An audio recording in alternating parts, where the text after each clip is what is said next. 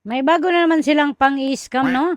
So, kailangan daw para counted yung makukuha natin na followers, views, engagement, kailangan mismo sa video tayo manood, mag-engage, at mag-follow. Example, i-search niyo yung account ko, Tumboy TV, tapos pindutin niyo yung follow button. So, ano ba yung purpose ng search bar dito sa Facebook? Yung search bar po, yan po yung purpose para pwede tayong mag-search ng hindi natin alam. Example ako, gusto kong matuto paano magluto ng fried chicken. Hindi ko naman alam kung sino yung gumagawa ng video paano magluto ng fried chicken. Siyempre, isi-search ko dito sa taas. So, kapag i-search natin yan, maraming video na suggestion si Facebook. So, depende na sa akin kung saan ako manood dyan. Example, pinapanood ko itong isa.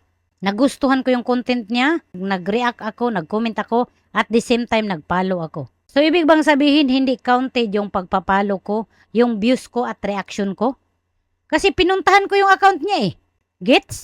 Kahit saan pa yan sila nag-follow, nag-engage, nag-comment, counted pa rin yan. It doesn't matter. Kagaya nga sa akin, malay ko ba kung sino yung gumagawa ng content paano magluto ng fried chicken?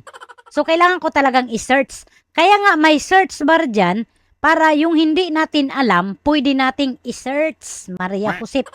Sa mga nagsasabi niyan, mag-comment kayo dito, i-screenshot nyo, or i-PM nyo ako. Ituro nyo sa akin kung saan nyo nababasa yan para basahin ko. Baka kayo lang yung nakakakita. Baka meron kayo nakikita na hindi ko nakikita. For sure, hindi yan yung purpose ninyo. Nang uuto kayo. Para mahimasmasan kayo, no, na yung mga inuto nila. Kaya nila gusto na pumunta kayo, manood kayo mismo sa video nila, saka kayo mag-komento, mag-iwan ng bakas, mag-follow sa kanila. Kasi, magkakaroon sila ng views, magkakaroon na sila ng engagement, magkakaroon sila ng follower. Unlike kung mag-risback to risback lang kayo, pupuntahan mo lang yung account ko, i-risback mo lang ako, i-follow mo lang ako. Hindi ka naman nanood sa video ko. So, hindi ako makakuha ng engagement at views. Kasi nga, follow lang yung binigay mo sa akin eh. Unlike kung pumunta ka sa isa kong video, nanood ka, nag-comment ka, nag-follow ka, punto sa akin yung tatlong ginawa mo.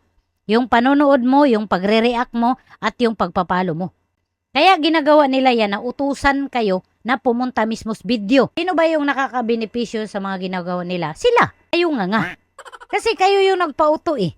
Kahit saan pa yan mag-follow, manood, mag-comment, mag-react, counted yan. Kaya nga lagi kong sinasabi sa inyo, mag-create tayo ng kanood-nood na content, ka-react-react na content, ka-engage-engage sa content, para hindi tayo manguto, hindi tayo mangutos, para lang gawin yung gusto natin. Tanda-tanda na natin, pero nagpapauto pa rin tayo. Ewan ko talaga sa inyo.